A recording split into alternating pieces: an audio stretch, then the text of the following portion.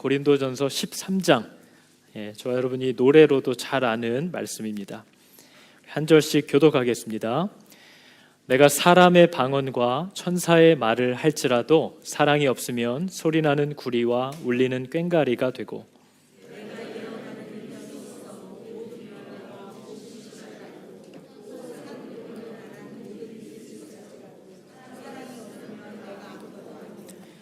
내가 내게 있는 모든 것으로 구제하고 또 내 몸을 불사르게 내줄지라도 사랑이 없으면 내게 아무 유익이 없느니라.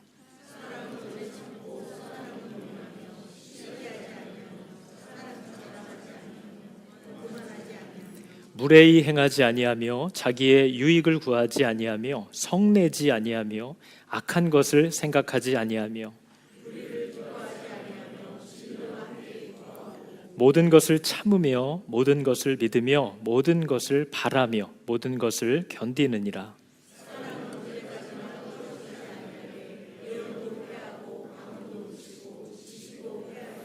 우리는 부분적으로 알고 부분적으로 예언하니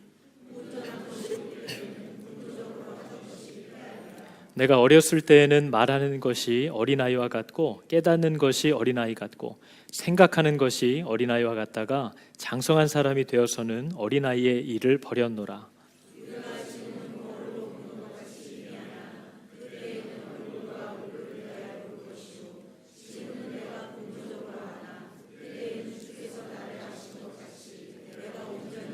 같이 읽겠습니다. 그런즉 믿음, 소망, 사랑 이 세 가지는 항상 있을 것인데 그 중에 제일은 사랑이라. 아멘. 자, 우리 옆에 분과 이렇게 인사하겠습니다. 오늘 말씀 제목으로 인사하겠습니다. 그런즉 사랑입니다. 그랑께 하시지 말고 그런즉 사랑입니다. 이게 오늘 말씀 제목입니다, 여러분. 우리가 지난 한 주간 말씀을 쭉 살펴보면서도 참 많은 메시지들이 있어서 우리가 맛있게만 먹으려고 하면 참 너무나도 즐겁고 복된, 또 어떤 사람에게는 굉장히 분주하고 치열한 시간이었을 줄로 믿습니다. 지난 여러분 월요일 말씀을 보니까요, 경주하는 자들이라고 저와 여러분을 표현합니다. 우리더러 이 세상에서 이렇게 누리고 둘러보면서 돌아다니라고 풀어놓으신 것이 아니라 달려가야 할 방향이 있기 때문에 우리들은 경주해야 하는 자들과 같다, 이렇게 표현하시면서요, 세상에서 운동하는 선수들도 이 경주에서 승리를 하기 위해서는 자신의 삶을 규모 있게 절제하고 해야 될 것과 하지 말아야 할 것들을 잘 정리해서 스스로의 자유를 제한하면서까지 그 방향을 향하여 집중한다, 이것을 얘기합니다. 우리가 여러분 운동 경기 하다가 가끔 보면요, 이렇게 스케이팅 경기를 하다가 선수들이 막 커브길에서 확 넘어져 버리면 달리던 사람들이 무슨 일이야 하고 돌아보는 사람은 한 사람도 없습니다. 그죠? 자기가 넘어지지 않기 위해서 더 집중하고 앞을 보고 하던 경기를 하고, 누가 자기를 툭툭 친다고 해서 경기를 멈추고 심판을 부르지도 않아요. 경기가 끝난 후에 어필을 해야 되는 겁니다. 그 순간에는 어떤 방해를 받아도 끝까지 달리는 거죠. 근데 바울이 바로 그런 경주와 우리를 비교하면서 너희는 지금 달려갈 길이 굉장히 분명하고 시간이 촉박한데 왜 자꾸 주변을 두리번거리면서 원망하고 쟤는 왜 저래요, 이럴 시간이 어디 있냐. 그거는 경기가 끝난 후에 심판자 앞에서 다 얘기하면 다 끝날 일이다. 너는 네 시합을 경주하는 자같이 절제하고 규모 있게 사용하면서 달려가는 것에 힘쓰라. 그게 월요일에 우리에게 주신 말씀입니다. 그리고 화요일 말씀을 보니까 자유가 꼭 다 써야만 자유인 줄 아느냐 하는 거죠. 여러분, 자유가 다 써야만 자유인가요? 저도 여러분도 뉴질랜드 땅에서 저와 여러분 오지 말라고 금지한 땅이 아무 데도 없죠. 그러나 우리가 전부 다 가지 않는 이유는 뭐죠? 내게 맡겨진 일이 있잖아요. 내가 돌봐야 할 가족들이 있잖아요. 그들 때문에 내가 다 가지 않는 거죠. 그렇다고 내가 자유가 없는 건 아닌 겁니다. 자유가 꼭 다 써야 자유냐? 우리의 부르심에 맞게 복음의 정신과 맞으면 내가 그것을 자유롭게 하고, 복음의 정신에 맞지 않는 것이면 하지 않기로 거절하는 것도 자유다. 그 얘기를 우리에게 얘기하고 있는 거죠. 왜 하나님은 저런 거 하지 말라고 그래요? 왜 이런 건 하지 말라고 그래요? 하고 시간을 낭비하지 말아라. 그걸 꼭 다 해봐야 자유냐? 복음을 위하여 절제하고 포기하고 조절하는 것도 자유다. 할 수 있는데 안 하는 자유라는 거죠. 그것도 기쁘게 할 수 있는 일이라는 겁니다. 수요일 날은 머리에 뭘 여자가 써야 되냐 말아야 되냐를 얘기하면서요, 그런 전통도 있고 시대의 흐름도 있고 여러 가지가 있지만 가장 중요한 것은 하나님이 우리 각 사람을 어떤 목적을 가지고 창조했는지 창조 질서대로 사는 게 중요하다. 남자는 하나님의 영광이고 여자는 남자의 영광이다. 그것이 뭐 우열을 가르는 게 아니라 하나님이 왜 그런 질서들을 주었는지를 알고 즐겨 순종하라는 거예요. 질서를 넘어가지 말라는 거죠. 그리고 목요일 날은 보니까 서로 기다려주지를 왜 않느냐 하는 걸 혼냅니다. 여러분 고린도전서 11장 33절을 보면요, 그런즉 내 형제들아 먹으러 모일 때 서로 기다리라 이렇게 얘기합니다. 저 기다리라는 말은 환영하라, 용납하라 라는 뜻이에요. 저 먹으러 모인다는 건 성찬을 받으러 모일 때라는 얘기입니다. 그러니까 이 기다리라는 말은 서로 환영해주고 서로 용납해주라 이것을 명령했는데 고린도 교회는 그러지 않는다는 거죠. 내가 왜 종들이랑 밥을 먹어야 되냐, 왜 내가 지금 배고픈데 걔네들이 일하고 종들이 일 끝나고 올 때까지 내가 왜 배고픔을 견디면서 기다려줘야 되냐 하고 자기들끼리 먹는다는 거예요. 그랬더니 바울이 성찬의 의미가 뭐냐, 모든 악인도 죄인도 어떤 사람이든지 다 환영해주고 용납해주고 받아주시겠다고 한 모든 사람을 향한 예수 그리스도의 기다려주는 마음이 성찬인데, 너는 어떻게 그걸 먹으면서 형제를 기다려주지 않느냐, 형제를 환영해주지 않고 형제를 용납해주지를 않느냐 하는 것을 우리에게 얘기했습니다. 그리고 금요일 날은 은사들을 주신 이유가 뭐냐, 이렇게 서로 이건 내 은사인데 그건 네 은사니 하면서 내게 더 좋네 이런 거 비교하면서 다투라고 내가 은사를 준 거냐, 은사는 교회를 세우라고 준 거다 얘기를 하는 거죠. 네 손에 나사가 2개가 쥐어졌어요. 나는 땅에 견고하게 서 있고 내 손에 나사가 2개가 있네. 근데 옆에 있는 사람은 나사가 하나 없어가지고 덜그덕 거리고 있어요. 그러면 이 나사, 은사를 왜 준 거냐, 옆에 흔들리는 형제를 견고하게 조여주라고 준 거지, 에이 나사 빠진 놈 하고 놀리라고 준 거냐, 네 손에 그게 왜 들려 있는지를 생각하라는 거죠. 은사는 서로를 돌아보고 사람들을 세워주고 교회를 하나 되게 하라고 준 건데, 그걸 가지고 사람들을 흔들고 흔들리는 놈은 아예 잡아뜨리고 교회는 찢어 놓는다는 거죠. 그것을 바울이 굉장히 경고를 합니다. 그러면서 금요일 토요일 날에는 다 다르지, 사람이 다 다르지, 그러나 하나님이 원하는 건 쟤는 왜 나랑 다르지? 야 너도 열심을 내서 나랑 똑같아져야지 하는 게 아니라는 거예요. 니넨 다 다르다는 거죠. 다 다른데 다양하지만 하나가 되라는 것이 너희의 부르심이다. 머리를 그리스도로 인정하지 않으면 절대 안 된다는 거죠. 여러분 팔이 머리가 되면요, 왜 다리는 이렇게 낮은 데 붙어 있지? 코가 머리가 되면요, 나는 숨을 쉬는데 눈은 왜 숨을 쉬지 않지? 너는 숨을 안 쉬니까 너는 머리에 붙어 있는 게 아니다, 이런 식으로 따진다는 거예요. 그리스도가 머리면 그리스도에게는 눈도 코도 팔도 다리도 다 필요하다는 거죠. 오직 그것을 인정해야만 다양함을 인정할 수 있고 나와 다른 것을 나보다 못한 것으로 인식하지 않는다. 그것은 다 필요한 거고 귀한 것이고 하나 돼야 하는 것이다 하는 걸 지난 토요일에 얘기했습니다. 그리고 오늘 우리가 나눈 얘기는요, 하나님이 각 사람에게 은사를 다양하게 주시는 목적이 뭐냐, 그걸 통해서 서로를 사랑하는 법을 배우라는 거다. 그 얘기를 우리에게 하고 계시다는 거죠. 여러분 고린도서를 보면요, 방언을 하지 말고 예언을 하려고 하라 막 이런 바울의 지침들이 나옵니다. 우리 그걸 보면 방언은 예언보다 못한 거구나, 이렇게 우리는 또 엉뚱하게 이해를 하기 시작한다는 거죠. 근데 여러분 고린도서에 바울이 그런 얘기를 하는 이유는 고린도 교회 상황에 맞는 처방을 주고 있는 겁니다. 고린도 교회는 너무나 서로를 받아주질 않아요. 고린도 교회는 자기보다 떨어지는 사람이라고 생각하면 이해해주지 않고 기다려주지를 않습니다. 소통하려고 하질 않아요. 그런 교회에서, 약한 자들을 배려하지 않는 교회에서 방언도 당연히 중요한 거지만 그 사람이 다른 사람 못 알아듣는 방언으로 하면 약한 자들은 그게 무슨 유익이 되겠냐. 고린도 교회 그건 지금 필요한 게 아니다. 고린도 교회는 못 알아듣는 방언 1000마디 만마디 하는 것보다 알아듣는 말로 한두 마디 하는 게 훨씬 필요한 때다라는 거죠. 그래서 고린도 교회는 차라리 방언하지 말고 예언을 하라는 거예요. 약한 자들을 배려하라는 거죠. 그런 차원에서의 바울이 지침을 주는 것이지 모든 교회에서 방언을 하지 말고 예언을 해야 된다 이런 얘기를 하는 게 아닙니다. 그 교회에 맞는 처방들을 주고 있는 거죠. 그러니까 여러분 우리 교회 역시도 뭐가 좋다, 교회는 뭘 해야 된다 하는 일반적인 얘기가 아니라 하나님이 이 교회에 뭐가 필요하다고 생각하시는가, 어떤 말씀으로 먹여야 할 땐가, 어떤 수준으로 돌아봐야 할 땐가 하는 것들을 목자 되시는 분의 인도를 받으려고 늘 묻고 따라가야 하는 것이 교회의 마땅한 자세라는 겁니다. 그래서 여러분 고린도 교회의 이 고린도서를 살펴보면요, 고린도 교회는 오늘날 우리들이 걱정하는 문제는 없어요. 모이기를 힘쓰라 했는데 고린도 교회는 안 모이는 교회가 아닙니다. 진짜 잘 모이는 교회인 거죠. 말씀대로 모이기를 참 힘써요. 엄청 잘 모이는데 오늘 바울의 말을 들어보니까 그들의 모임은, 하여튼 고린도 교회 성도들은 모였다 하면 그 모임이 무익한 정도를 넘어서 해롭다는 겁니다. 우리가 고린도전서 11장 17절에서도 봤죠. 이렇게 되어 있습니다. 이 일에 너희를 칭찬하지 않는다. 이 일에 너희를 칭찬하지 아니하나니 이는 너희의 모임이 유익이 못되고 도리어 해로움이라. 왜 해롭다는 걸까요? 너희가 교회에 모일 때 분쟁이 있다는 겁니다. 하여튼 만나면 싸운다는 거예요. 만나면 헐뜯는다는 겁니다. 만나면 문제만을 얘기하면서 다 한숨을 쉰다는 거죠. 이게 니네의 문제래요. 니네 모임은 안 모이는 게 낫다, 이렇게 얘기하고 있는 거예요.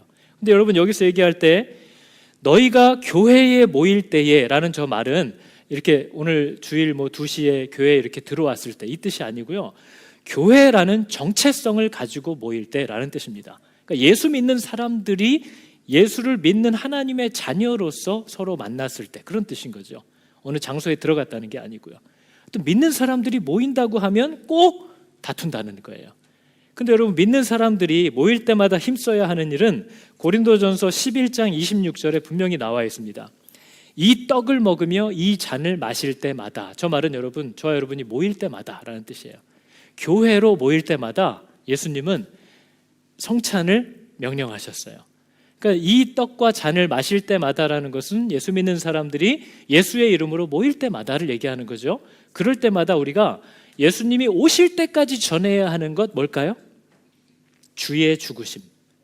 그리스도의 죽으심을 우리는 그분이 돌아오실 때까지 전하기 위해서 모인다는 거예요. 그럼 여러분, 주의 죽으심이 뭘까요? 그게 우리가 전해야 하는 내용인데, 야, 너 그거 알아? 예수님이 너를 얼마나 사랑하는지 몰라. 예수님이 널 위해서 죽으셨어. 넌 그것도 몰라? 아이고, 이게 주의 죽으심을 전하는 건가요? 주의 죽으심을 전한다는 건요, 그리스도가 죽으셨다라는 건 모든 죄인들을 용서하시고 원수도 받아주셨다는 것이 주의 죽으심이에요. 그게 십자가죠. 이것을 전해야 한다라는 거예요. 하나님이 마땅하지 않은 자들도 받으셨고 용납하셨다. 도리어 그들을 환영해 주셨다. 이게 주의 죽으심이라는 단어가 말하는 메시지입니다. 그게 저와 여러분은, 여하튼 예수 믿는 사람들이 만났다 하면 하나님은 죄인도 악인도 기다려주시고 그를 환영해 주시고 받아주시기를, 얻기를 원하신다. 아무튼 이 메시지가 교회라는 이름으로 모인 모임에서는 나타나야 한다는 거예요. 근데 성찬을 완전히 거스르는 메시지, 그들은 만나면 분쟁이 일어나고 분열이 일어나고 비교를 하고 싸운다는 거죠. 그래서 니네 모임은 그리스도를 전하는 것에 있어서 해롭다는 거예요. 이게 여러분 오늘날 교회들이 갖고 있는 오명이잖아요. 저들은 맨날 모여서 기도하는데 만나면 또 싸우고 나누고 흩어지고, 아무튼 교회 믿는 사람들끼리 카페에 만나면 계속 서로 욕하는 것밖에는 하는 얘기가 없는 거죠. 그게 바로 고린도 교회에서 있었던 일이고 오늘날 교회들도 여전히 사라지지 않고 있는 일이래요. 그러면서 여러분, 성경은 교회들이, 예수를 믿는 하나님의 사람들이 모였을 때마다 어떤 일이 일어나야 하는가를 골로새서 3장 12절부터 이렇게 잘 표현합니다.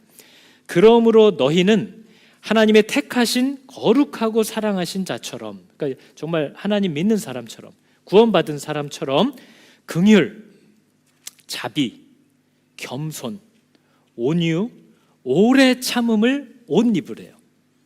그러니까 원래 그게 내 안에 있는 것이 아니고요, 분명히 주님께서 우리더러 너희는 그리스도로 옷 입으라고 했잖아요. 저 말이 같은 말입니다. 나는 원래 그런 사람이 아닌데, 나는 지금 이미 성질이 나서 마음이 삐졌는데, 그게 난데 나에게 은혜를 주신 분의 명령을 따라서 나는 그리스도의 그 은덕을 선전하는 자니까, 하나님이 내게 주신 사랑은 바로 이런 겸손과 긍휼과 오래 참음과 자비와 이런 겁니다 하는 하나님을 나타낼 수 있는 옷을 철저하게 입으라는 거죠. 여러분, 제가 집에서 입고 있는 옷 패션을 보시면 아마 경악을 하실 거예요. 근데 주일날 이렇게 입고 오니까 제가 그래도 정신 차리고 사는 것 같네, 이렇게 생각이 드는 거죠. 그렇게 보이게끔 하라는 거예요. 일단 믿는 사람들은 그것으로 옷을 입고 뭘 힘써야 하느냐? 누가 네게 혐의가 있거든, 저 말은 다툴 일이 있거든 이라는 뜻이에요.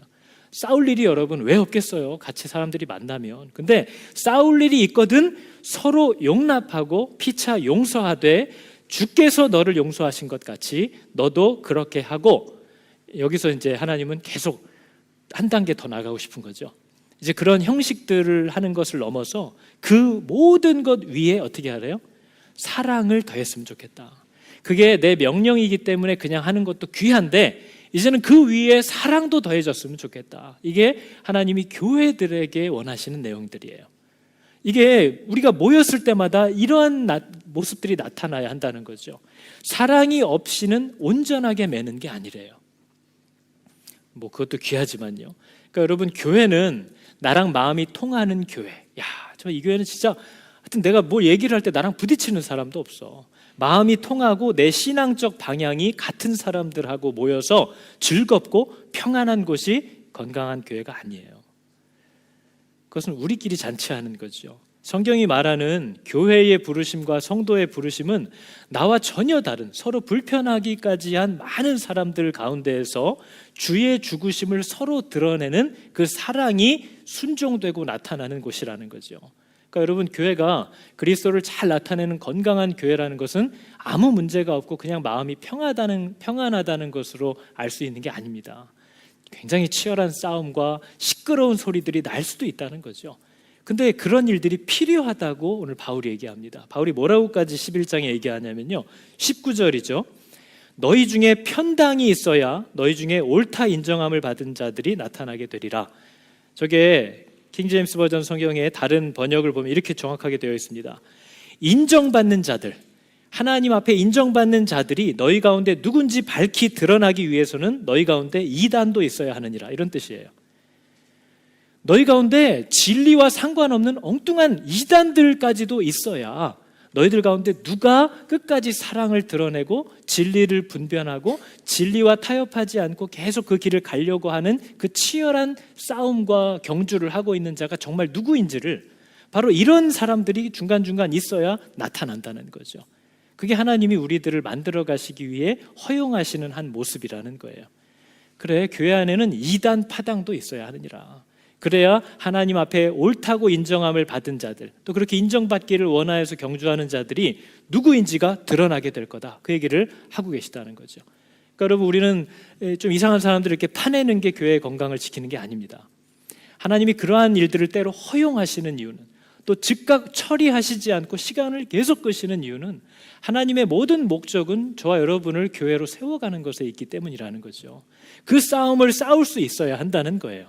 그래서 여러분, 고린도 교회가 당한 시험을 보면 고린도 교회는 공교롭게도 신령한 은혜를 체험한 것이 마귀의 도구가 됐습니다. 신령한 은혜와 경험을 받았어요. 어떤 신앙생활 하면서 어디서 공부를 하면서 훈련을 받다가 놀라운 체험도 하고 말씀을 깨닫는 지혜도 있었고 막 은혜를 많이 받았어요. 그런데 뭐가 없으면 이것이 마귀의 도구가 된다는 겁니다. 성령, 하나님을 나의 주인으로 인정하고 쫓아가려고 하는 그 겸손한 자세가 없는 사람은 내가 깨달은, 또 내가 경험한 놀라운 은혜가 있을 때, 내가 깨달은 것이 나보다 못한 자를 섬기라고 나에게 맡기시는 거구나 하는 것을 하나님을 따라 살려는 자들은 알게 돼요. 깨닫게 돼요. 그러나 성령을 의지하여 살지 않고 금방 교만해져서 자기가 주인 돼서 자기는 하나님을 따라 산다고 착각하지만 늘 자기 자존심과 계획과 고집대로 움직이는 사람은 이런 신령한 은혜를 체험하면 이제는 나 같은 사람이 저런 애들과 어울릴 수 없다라는 깨달음이 막 옵니다. 이건 정말 시간 낭비구나, 이런 깨달음이 막 온다는 거죠. 정말 이게 교회 안에서 하나님이 세워주신 질서가 이렇게 하면 더 효율적인 것 같은데 빨리빨리 가지 않으면 그 답답한 가운데 하나님이 주신 질서를 기다리지 못하고 다 벗어버리는 일들이 나타나기 시작한다는 거죠. 내가 받은 은혜 때문에 믿음이 연약한 자들과 아직 이해하지 못하는 자들을 갈갈이 정죄하고 찢어버리는 일들이 교회 안에서 항상 나타난다 하는 거예요. 그래서 여러분, 교회 안에 보면 형제를 미워하는 마음이 그 안에 있는데도 자기가 하나님과 가까이 있다고 착각하는 사람들이 너무나 많습니다. 여러분 잘 분별하셔야 되는 게 우리의 마음에 만약 어떤 자들을 향한 또 어떤 일을 향한 분노와 미움과 이 억울한 원망이 내 안에 계속 자리 잡고 있어요. 그렇다는 것은 내 마음이 사단에게 점령되고 있다는 뜻입니다. 계속해서 신앙생활을 열심히 하는 것 같은데 미움과 불평과 원망이 사라지지를 않고 있어요. 그것은 이미 내 안에 문제가 시작되고 있다는 가장 분명한 증거라는 거죠. 근데 여러분 일단 사단의 안경을 쓰고 나면 아무리 내가 말씀을 쳐다보고 하늘을 바라본다고 해도 깨닫는 것 같지만 성령이 조명해 주시는 그 순결한 조명은 더 이상 받지 못합니다. 깨닫는 것이 도리어 화가 되고 알게 된 것이 사람을 죽이는 일이 된다는 거죠. 받은 놀라운 체험과 은혜가 교회를 해산시켜 버린다는 겁니다. 그걸 왜 알지 못하느냐고 바울이 계속 권고하고 있는 내용이죠. 그러면서 여러분 12장 1절에 바울이 하고 싶은 말은 이겁니다. 형제들아, 나는 너희가 신령한 것에 대하여 모르기를 원치 않는다. 뭐가 진짜 영적인 것이고 신령한 것인지를 너희가 꼭 알아야 한다고 나는 생각한다 하면서 얘기하는 거죠. 왜냐하면 다들 신령하다고 지금 자랑하고 다니거든요. 근데 열매는 다 시커매요. 그러니까 바울이 니네가 진짜 신령하다는 게 뭔지를 니네가 알기를 내가 원한다 하면서 바울이 말을 시작합니다. 왜 하나님이 교회를 세우라고, 교회를 하나 되게 하라고 주신 은사가, 고린도 교회는 여러분 은사가 많았습니다. 그 은사가 왜 작동을 안 하는가? 고린도 교회 안에서 작동을 안 하면 차라리 감사한데 왜 오작동을 자꾸 일으키는가? 이건 거죠. 하나님이 주신 고린도 교회 은사가 얼마나 탁월하냐면 막 들판도 달릴 수 있고 모래 위도 달릴 수 있는 자동차 사륜구동차예요. 엔진도 막 8기통이에요. 그죠? 바퀴에 펑크가 나도 계속 달릴 수 있는 막 런플랫 타이어도 장착됐어요. 근데 이놈의 차가 움직이질 않고 길만 막고 있다는 거예요. 교회 가운데서. 이게 왜 그럴까? 이거 정말 어마어마한 차인데, 옵션이 아주 사양이 대단한 차인데 왜 이게 써먹지를 못하고 오히려 사람들의 길을 막고 있을까 하는 거죠. 그것에 대해서 오늘 바울이 답을 주는 겁니다. 13장에. 연료를 안 넣었으니까. 은사는 뭐가 있어야만 제대로 돌아간다는 거예요? 사랑이 있어야만 은사가 제대로 작동을 한다는 거예요. 지금 바울이 그 얘기를 하는 겁니다. 그래서 뭐래요? 은사의 목적이 있대요. 여러분 에베소서 4장 7절부터 12절까지를 보면 은사의 목적을 분명히 얘기합니다. 우리 각 사람에게 그리스도 선물의 분량대로 은혜를 주셨대요. 보이시죠? 각 사람에게 그 사람이 한 대로 은혜를 줬다는 게 아니에요. 그 사람의 열심을 따라 은혜를 준 게 아니에요. 어떻게 줬대요? 그리스도의 선물의 분량이에요. 자랑할 수 없다는 거죠. 그냥 그분이 정하신 대로 선물을 하셨다는 거예요. 이유는 뭐래요? 그가 어떤 사람은 사도로, 하나님이 어떤 사람은 사도로, 어떤 사람은 선지자로, 어떤 사람은 복음 전하는 자로, 누구는 목사로, 누구는 교사로 주셨대요. 이유가 뭐래요? 성도를 온전케 하고 봉사의 일을 하게 하고 그리스도의 몸이 뭡니까? 교회를 세우려 하심이라. 그러니까 은사를 주신 건 뭐예요? 사람들을 세우고 섬기고 교회를 하나 되게 세우라고 은사를 주셨다 하는 걸 얘기하는 거죠. 근데 은사는 사랑이 없으면 작동을 하지 않아요. 그게 지금 고린도 교회의 문제라는 거죠. 사랑이 없다면 다 무가치하다. 이게 13장에 우리가 읽은 겁니다. 거기 나와 있는 내용들을 보면요, 하나님의 말씀인 성경을 온전하게 대언하고 있다고 해도 말씀이 진짜 탁월해요. 딴소리 안 하고 말씀을 아주 정확하게 기가 막히게 전해요. 근데 사랑이 없으면 아무 쓸데 없대요. 신기하죠? 말씀이 너무 좋아요. 막 깨달아요. 막 은혜가 돼요. 근데 사랑이 없으면 그거 가치가 없대요. 아무 역할을 하지 못한대요. 그리고 그가 하나님에 대해서 사단에 대해서도 깊은 분별과 이해력이 있다고 해도 사랑이 없으면 아무 소용이 없대요. 그가 엄청난 경험을 소유하고 있고 산을 옮길 만한 믿음을 가지고 있다고 해도 그 사람이 사랑을 가지고 있지 않으면 무가치하다는 거예요. 그게 오늘 13장이 우리에게 얘기하는 겁니다. 심지어 13장 3절은요, 내 몸을 불사르게 내어줄지라도 사랑이 없으면. 여러분, 그 무슬림들 중에 그 자살 폭탄 테러 하는 사람들이 바로 저런 사랑을 하는 사람들입니다. 자기 몸을 불사르도록 내어주는 거죠. 근데 그것은 사랑이 아니라 자신의 이념과 열심인 거죠. 저런 사람들 많아요. 자기 몸을 불사르도록. 교회 안에서도요, 이유가 사랑이 아니라 어떤 상처 때문에 인정을 받지 않으면 견딜 수 없어서, 혹은 자기를 드러내고 싶어서 자기 몸을 불사르도록 내어주는 사람들이 교회 안에 얼마나 많은지 몰라요. 보통 그런 분들이 늘 문제를 일으킵니다. 그리고 나서 나중에 탈진을 하는 거죠. 사랑이 없으면 저런 헌신도 아무 소용이 없다, 무가치하다 하는 걸 우리한테 얘기합니다. 여러분, 제가 질문 2가지를 하는데 정말 생각해 보세요. 여러분에게는 어떤 은사가 있죠? 여러분 은사가 있나요? 항상 이 질문하면 저는 없어요 이렇게 하시는 분들이 되게 많아요. 근데 그러면 하나님의 약속을 모르는 거죠. 은사가 없는 사람은 없어요. 심지어 구원받은 것도 은사예요. 은사를 안 준 사람은 없습니다. 근데 여러분, 여러분이 받은 은사가 뭔지 한번 생각해 보세요. 그리고 그 은사가 활용되고 있는지도 생각해 보세요. 가정 안에서, 나를 위해서, 교회를 위해서. 그리고 그 은사가 만약 사용되고 있다면 그 은사가 여러분으로 하여금 감사하게 만듭니까? 그리고 그 은사가 여러분으로 하여금 행복하게 해줍니까? 아니면 그 은사 때문에 헌신을 하면서도 늘 피곤하고 원망스럽고 행복하지 않은가요? 우리 생각해 봐야 되는 거죠. 바울이 아무리 네 은사가 있고 몸을 불사르도록 교회 안에서 그 은사를 사용하고 있어도 네가 행복하지 않고 그것으로 인한 유익이 없으면, 영어로 이렇게 써 있어요. I gain nothing. 아무것도 얻는 게 없다. 너는 아무것도 얻는 게 없고 교회는 그것 때문에 해롭다, 이 얘기를 하는 거죠. 아무리 그게 네 은사여도. 그러면서 여러분, 오늘 바울이 우리에게 한 얘기 중에 유명한 얘기잖아요.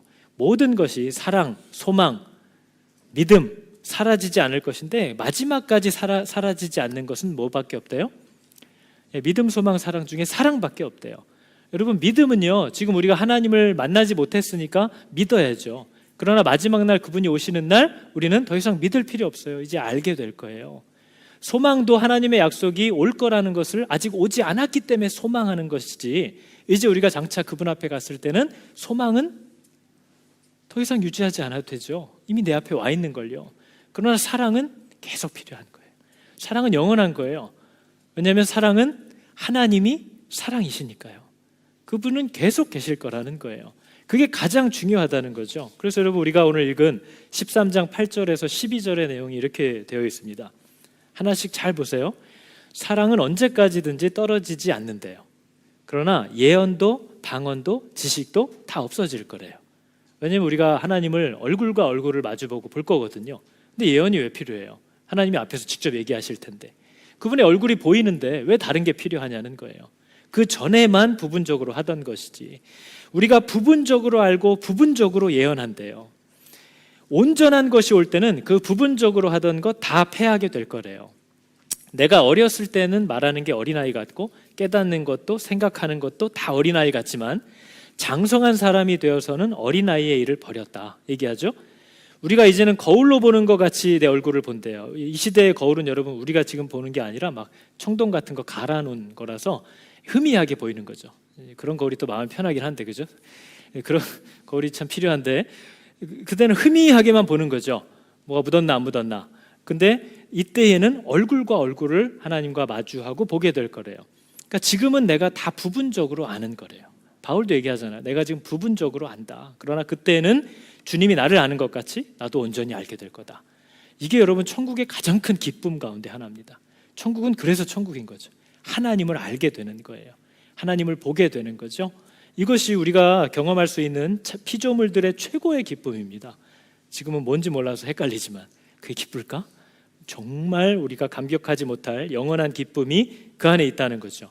근데 여러분, 이 말씀을 보면요, 바울이 2가지 정도를 얘기하는데요. 우리는 아직 하나님을 온전히 이해할 수 없는 상태에 있다, 이걸 얘기하는 거예요. 여러분, 누가 하나님을 안다고 얘기할 수가 있죠? 누가 하나님을 정말 다 여기다 앵무새 앉혀놓듯이 딱 앉혀놓고 뭐 이렇게 일 있으면 이렇게 하면서 다 알 수 있나요? 하나님을 알 수 없다는 거예요.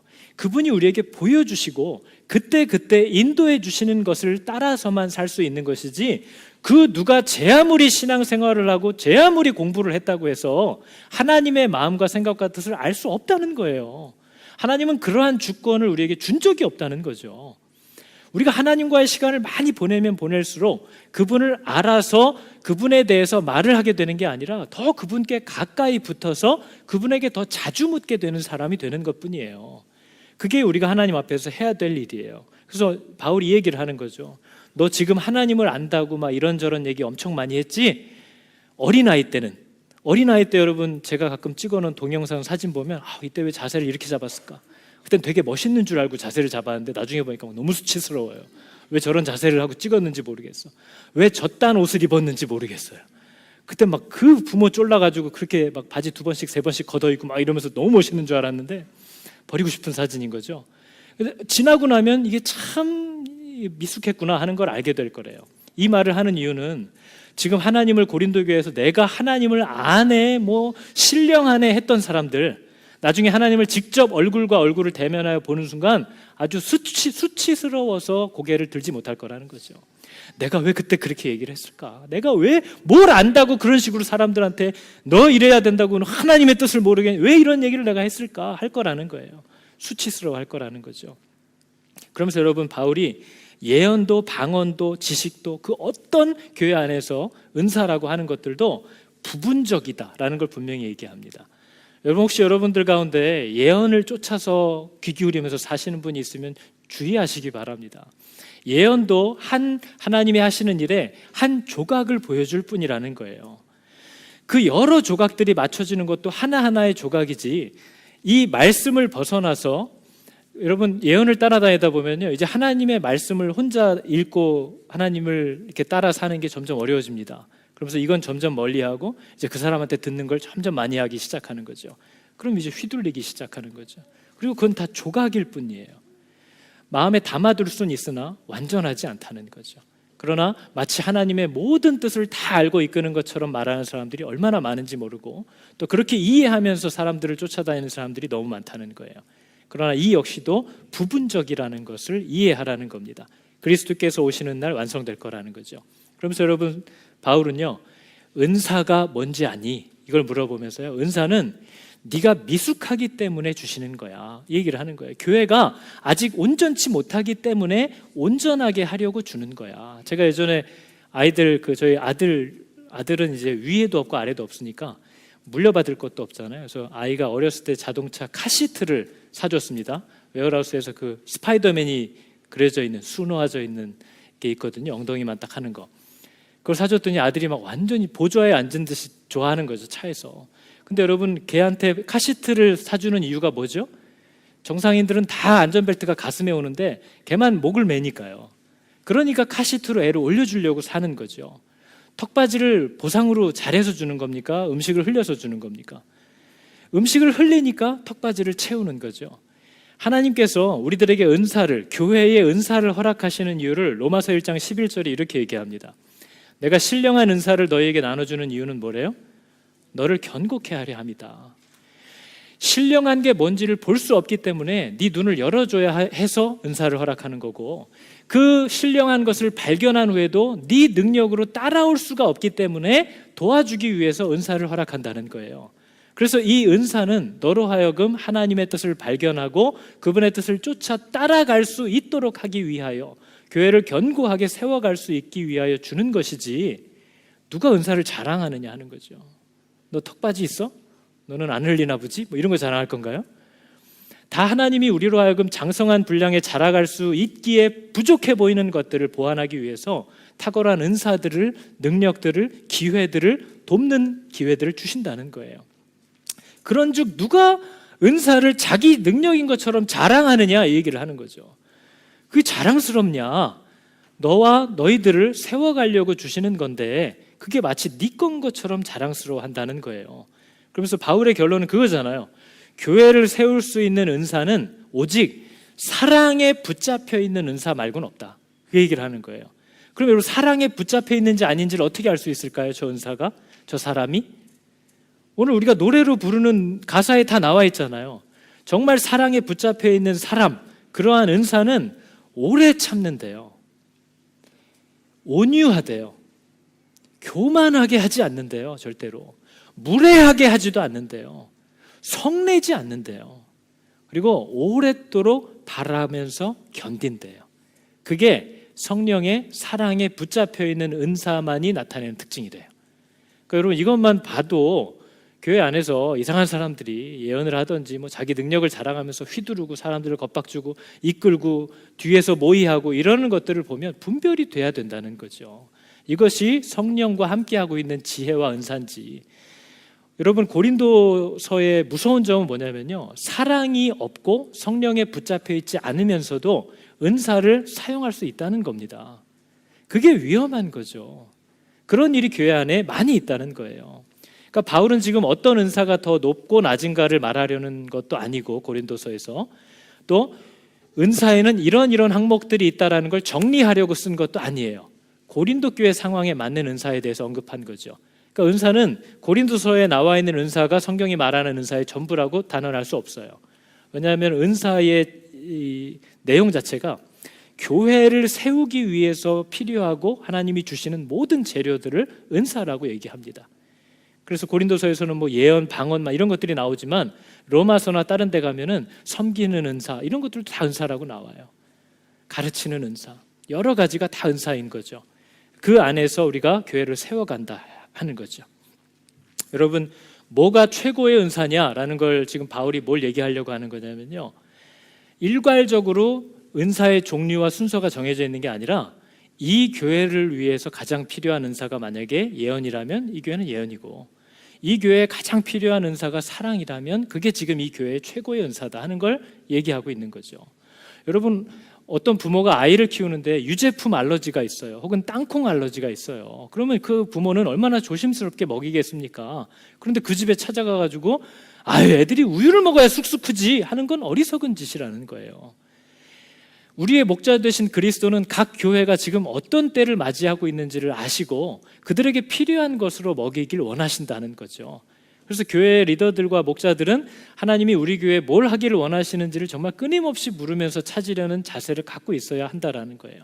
어려운 일이지만 불가능하거나 실패하지 않도록 하나님이 도우신다는 거죠. 그래서 이 교회에, 우리 교회는 지금 어떤 때인가, 지금 제자 훈련을 해야지, 아니 지금 교회만 와도 절을 해드려야 될 판인 그런 교회에서 그건 아직 때가 아닐 수 있다는 거예요. 또 어디는 정말 말씀으로 먹여야 할 텐데 계속 전만 먹이고 있다? 그것도 문제라는 거죠. 그러니까 어떤 은사가 최고냐? 지금 이 교회의 상태에 가장 필요한 것, 그게 최고의 은사다. 그러나 어떤 것이든 사랑이 없으면 다 소용없다, 이 얘기를 하고 있는 겁니다. 여러분, 1958년도에 중국의 그 마오쩌둥, 저는 잘 모릅니다. 1958년도 태어나지도 않았기 때문에. 근데 이 마오쩌둥이 스촨성이라는 곳에 농촌을 시찰하다가요, 그 막 음식이나 식량이 되게 부족한 때였나 봐요. 뭐 모든 나라가 그랬겠지만. 근데 이제 막 참새들이 밭에서, 논에서 곡식을 막 쪼아 먹는 걸 본 거죠, 시찰하다가. 그래가지고 그 한마디를 했대요. 새가 해롭다. 저 참새는 해로운 동물이다. 이렇게 얘기를 했대요. 그랬더니 즉각 참새 선멸 총지휘부가 만들어졌대요, 그 당시에. 그래가지고 그 해에 20억 1천만 마리 참새를 다 몰살을 한 겁니다, 선멸을. 그러면서 여러분, 지식인들도 막 이제 방송에 얘기하기 시작한 거죠. 참새가 사라지면 70만 명의 식량을 확보할 수 있다. 뭐 수학적인 내용이니까요. 막 해가지고 이제 참새 20억 1천만 마리를 다 사로잡아서 죽였는데 그 해에 최악의 흉년이 든 겁니다. 왜냐하면 몰랐던 거죠. 천적인 참새가 사라지니까 메뚜기랑 해충이 창궐을 해가지고 전에 없는 흉년을 만난 겁니다. 그래서 마오쩌둥이 이때 이 결정을 한 후에 향후 3년 동안 3천에서 4천만 명이 굶어 죽었어요. 그래가지고 굉장히 자기가 정치적으로도 어려움을 당했던 시대였거든요. 그러니까 몰랐던 거죠. 그래서 나중에 급하게 러시아에, 소련에 사람을 보내가지고 참새 20만 마리를 사갖고 왔대요. 20만 마리. 근데 여러분, 2억 1천만 마리를 죽이고 20만 마리를 들고 오면 그게 무슨 소용입니까? 별 효과가 없었다는 거죠. 참새만 죽이면 음식이 생길 줄 알았어요. 참새가 당장 손해를 좀 입히니까요. 근데 참새가 그렇게 연결되어 있는 줄은 몰랐다는 거죠. 근데 여러분, 우리의 삶이 다 그렇다는 겁니다. 지금 당장 이것만 없어지면 될 것 같아요. 근데 하나님이 그 안에 어떤 섭리들을 두셨는지 우리는 다 알지 못한다는 거죠.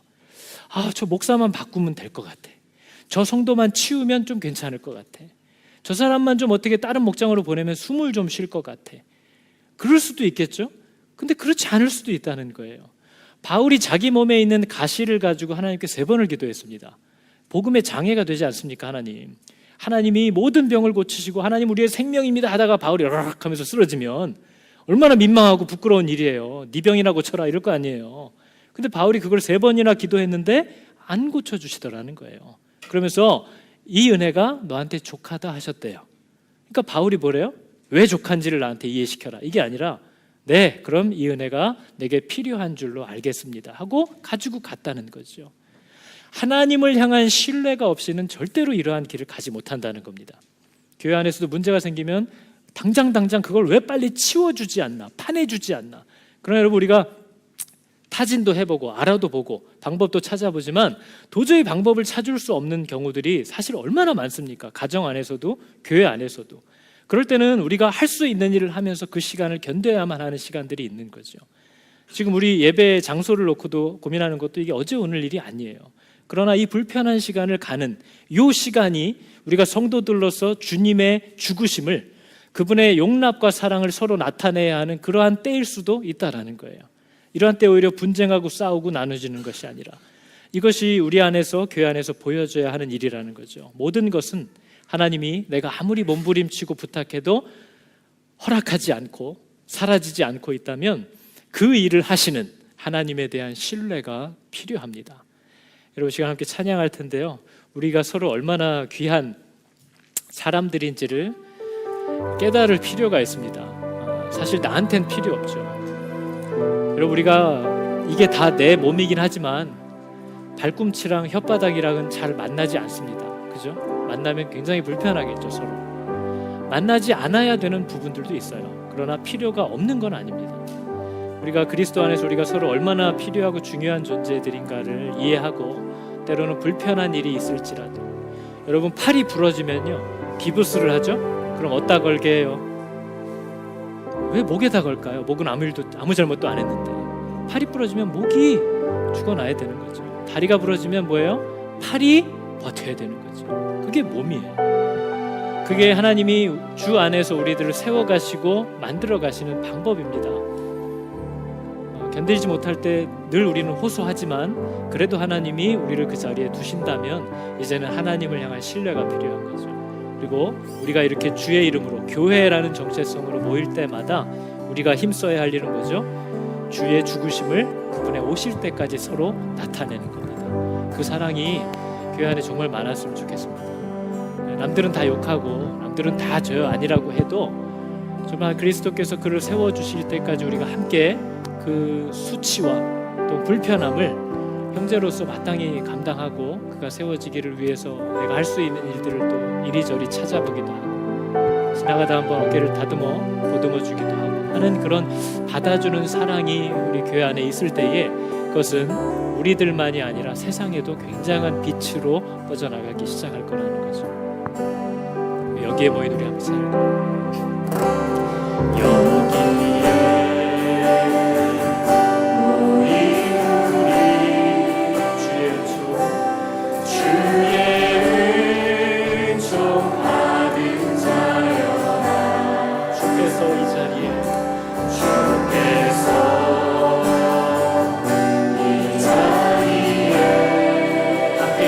여기에 함께 계심을 알아라.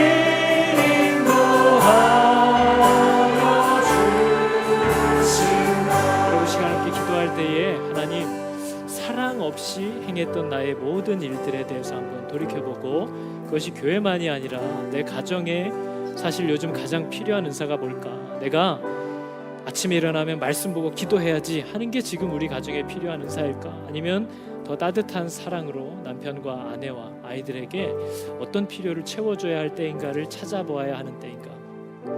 어떤 것이 우리 교회와 우리 가정에 가장 필요한 은사가 될까 하는 것을 고민해 보면서 하나님 지혜를 주십시오.